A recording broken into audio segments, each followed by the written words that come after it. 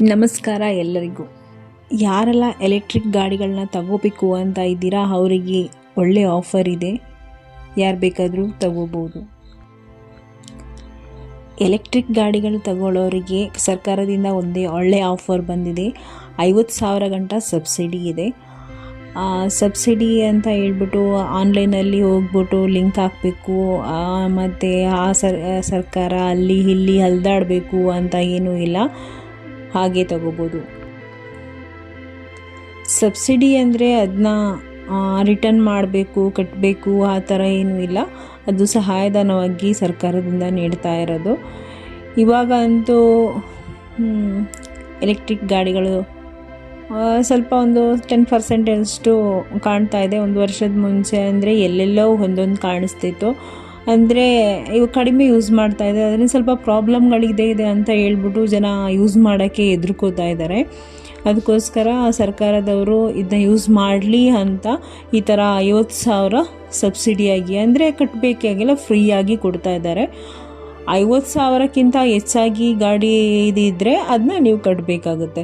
ಆ ಶೋರೂಮಲ್ಲೂ ಹೋಗ್ಬಿಟ್ಟು ನಿಮಗೆ ಅದನ್ನ ತಗೋಬೋದು, ಆ ಸಬ್ಸಿಡಿನ ಯೂಸ್ ಮಾಡ್ಕೋಬೋದು. ಸಬ್ಸಿಡಿ ಯೂಸ್ ಮಾಡೋಕ್ಕೆ ಏಜಿನ ಮಿತಿ ಇಲ್ಲ. ಆಧಾರ್ ಕಾರ್ಡ್ ಬೇಕು, ರೇಷನ್ ಕಾರ್ಡ್ ಬೇಕು, ಯಾವುದೂ ಇಲ್ಲ. ಯಾರಿಗೆ ಬೇಕಾದರೂ ತಗೋಬೋದು, ಯಾವ ಏಜ್ ಅವ್ರಿಗೆ ಬೇಕಾದರೂ ತಗೋಬೋದು. ಎಲೆಕ್ಟ್ರಿಕ್ ಗಾಡಿ ಅಂದರೆ ಯಾವ್ದು ಬೇಕಾದರೂ, ಆಟೋ ಆಗಲಿ, ಸ್ಕೂಟಿ ಆಗಲಿ, ಎಲೆಕ್ಟ್ರಿಕ್ದು ಯಾವ ಗಾಡಿ ಬೇಕಾದರೂ ತಗೋಬೋದು. ಯಾವ ಗಾಡಿ ಮೇಲೆ ಬೇಕಾದರೂ 50,000 ಸಬ್ಸಿಡಿ ಇದೆ. ಅದು ಸರ್ಕಾರದಿಂದನೇ ಸಿಗ್ತಾ ಇರೋದು. ಮತ್ತು ಬೇರೆ ಗಾಡಿಗೆ ಕಂಪೇರ್ ಮಾಡೋಕ್ಕೆ ಹೋದರೆ ಬೇರೆ ಗಾಡಿಗಿಂತನೂ ಎಲೆಕ್ಟ್ರಿಕ್ ಗಾಡಿಗಳು ಸ್ವಲ್ಪ ರೇಟ್ ಜಾಸ್ತಿ ಇದೆ. ಆದರೆ ಪೆಟ್ರೋಲ್ ಏನು ಬೇಕಾಗಿಲ್ಲ, ಅದು ದುಡ್ಡು ಉಳಿಸ್ಕೋಬೋದು. ಮತ್ತು ಕರೆಂಟ್ ಬಿಲ್ಲು ಸ್ವಲ್ಪ ಜಾಸ್ತಿ ಬರುತ್ತೇನೋ ಅಷ್ಟೇ. ಇದು ಬಂದು ಕೇಂದ್ರ ಸರ್ಕಾರದಿಂದ EMPS ಯೋಜನೆ ಅಂತ. ಈ ಯೋಜನೆ ಮೂಲಕ 50,000 ಗಂಟ ಫ್ರೀಯಾಗಿ ಕೊಡ್ತಾ ಇದ್ದಾರೆ. ಅಂದರೆ ನೀವು ಯಾವ ಶೋರೂಮಲ್ಲಿ ಹೋಗ್ಬಿಟ್ಟು ತಗೋತಾ ಇದ್ದೀರಾ ಅಲ್ಲಿ ನೀವು ಎಲೆಕ್ಟ್ರಿಕ್ ಗಾಡಿಗಳು ತಗೊಳ್ಳುವಾಗ ಈ 50,000ನ ಡಿಸ್ಕೌಂಟ್ ಮಾಡಿ ನಿಮಗೆ ಕೊಡ್ತಾರೆ.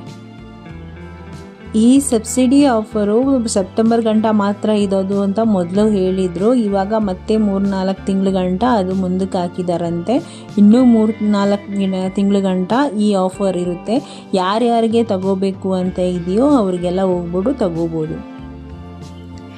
ಇದು ಯಾವ್ಯಾವ ಗಾಡಿಗೆ ಎಷ್ಟೆಷ್ಟು ಸಿಗುತ್ತೆ ಅಂದರೆ, ನಿಮ್ಮ ಗಾಡಿದು ಎಲೆಕ್ಟ್ರಿಕ್ ಗಾಡಿದು ಬ್ಯಾಟ್ರಿ ಕೆಪಾಸಿಟಿ ಎಷ್ಟಿದೆ ಎಷ್ಟು ಜಾಸ್ತಿ ಇದೆ ಅಷ್ಟರ ಮಟ್ಟಿಗೆ ಅವರು ಸಬ್ಸಿಡಿ ಕೊಡ್ತಾರಂತೆ. ಅಂದರೆ ಮಿನಿಮಮ್ 50,000ಕ್ಕಿಂತ ಮೇಲ್ಗಡೆ ಕೊಡಲ್ಲ. ನಿಮ್ಮದು ಬ್ಯಾಟ್ರಿ ಕೆಪಾಸಿಟಿ ಎಷ್ಟೇ ಜಾಸ್ತಿ ಇದ್ರೂ 50,000ಕ್ಕಿಂತ ಹೆಚ್ಚಾಗಿ ಏನು ಕೊಡಲ್ಲ. 50,000 ಲಾಸ್ಟು, ಅಲ್ಲಿ ಗಂಟ ಫ್ರೀಯಾಗಿ ಕೊಡ್ತಾರೆ.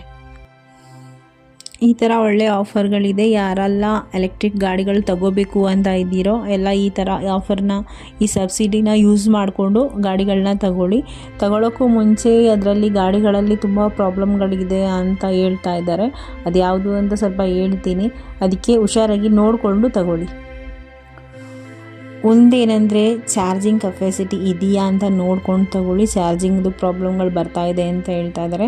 ತಗೊಳ್ಳೋಕ್ಕೂ ಮುಂಚೆ ಚಾರ್ಜಿಂಗ್ದೆಲ್ಲ ಚೆಕ್ ಮಾಡಿಕೊಂಡು ತಗೊಳ್ಳಿ. ಎಷ್ಟು ಬೇಗ ಚಾರ್ಜ್ ಆಗುತ್ತೆ, ಎಷ್ಟು ಕಿಲೋಮೀಟ್ರ್ ಬರುತ್ತೆ, ಇದೆಲ್ಲ ಚೆಕ್ ಮಾಡಿಕೊಂಡು ತಗೊಳ್ಳಿ.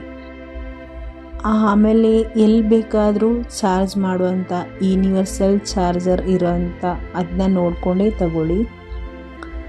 ಮತ್ತು ಇದೆಲ್ಲದಕ್ಕಿಂತ ಮುಖ್ಯವಾಗಿ ಸರ್ವಿಸ್ ಸೆಂಟರ್ ಯಾವ್ಯಾವ ಕಡೆ ಇದೆ, ಎಲ್ಲೆಲ್ಲ ಇದೆ, ಸರ್ವಿಸ್ ಸೆಂಟರ್ ಇದೆಯಾ, ಸಿಗುತ್ತಾ, ಇದೆಲ್ಲ ನೋಡ್ಕೊಂಡು ತಗೊಳ್ಳಿ. ಯಾಕಂದರೆ ಎಲೆಕ್ಟ್ರಿಕ್ ಗಾಡಿಗಳ ಬಗ್ಗೆ ತುಂಬ ವೀಡಿಯೋಸ್ಗಳು ಬರ್ತಾ ಇದೆ, ಸರ್ವಿಸ್ ಸೆಂಟರ್ದು ಪ್ರಾಬ್ಲಮ್ ಅದು ಇದು ಅಂತ ಹೇಳ್ಬಿಟ್ಟು.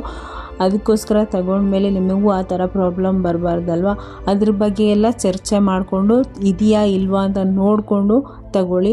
ಮತ್ತು ಇನ್ನೇನೆಂದರೆ ಎಲೆಕ್ಟ್ರಿಕ್ ಗಾಡಿಗಳಿಗೆ ಇವಾಗ ರೇಟ್ಗಳು ತುಂಬ ಜಾಸ್ತಿ ಇದೆ ಅಂತ ಹೇಳ್ಬಿಟ್ಟು ತುಂಬ ಜನ ಮೋಸ ಮಾಡ್ತಾ ಇದ್ದಾರೆ.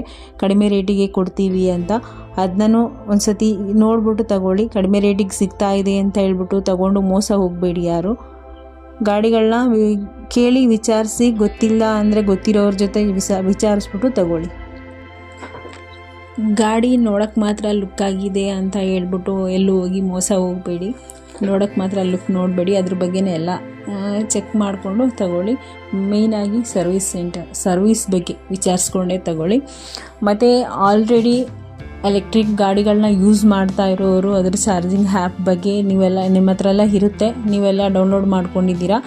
ಆದರೆ ಇವಾಗ ಆ ಆ್ಯಪ್ ಚೇಂಜ್ ಆಗಿದೆ, ಅದು ಬೇರೆ ಇದೆ, ಹೊಸದಾಗಿ ಬಂದಿದೆ. ಅದನ್ನ ಯಾರಾದರೂ ಡೌನ್ಲೋಡ್ ಮಾಡಬೇಕು ಅಂತ ಇದ್ದರೆ ಅದರದ್ದು ಲಿಂಕು ನಾನು ಹಾಕಿರ್ತೀನಿ.